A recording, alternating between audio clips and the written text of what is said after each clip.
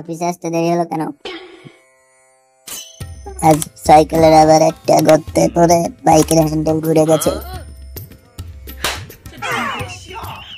আর কিছুর গর্তে যাস না, তুই তো গর্তে পড়িস না।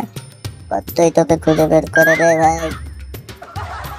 এই রাস্তাগুলো তো এখন অ্যাডভেঞ্চার পার্ক মনে হয়। এখন অফিসের কাজ করো। বাংলাদেশের রাস্তায় বাইক চালাও, ফিরে রোলার কোস্টার রাইড, আবার বেশি কথা বলো।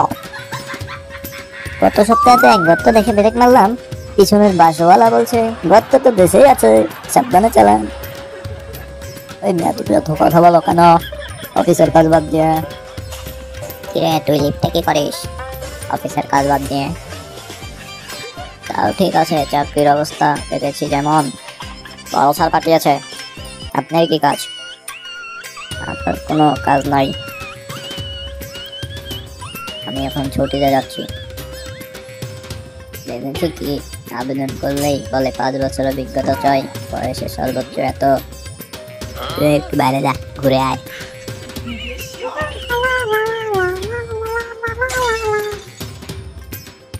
তুই এখানে লালা করছিস কেন? আপনি কে? আপনাকে চিনলাম না তো। আমাকে চিনতে হবে না, তোর কাছে যা কিছু আছে সব বাইর কর, না সেটা কিন্তু তোকে এখানে পুঁতে রাখবো। এটা সওয়াল, তুই আমার চিনস? কে রে? তোরা চিনতে আমার? তুই কে? আমি রকেট দাদার ভাই। একটু আগে আপনার নাম বলে একজনের ভাঙাই দিলাম।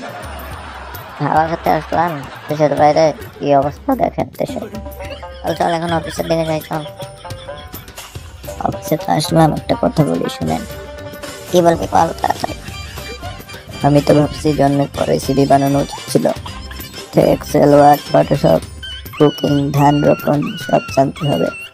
ভাই কেরানি চাকরি কিন্তু চায় যেন আমি মহাকাশে যাই।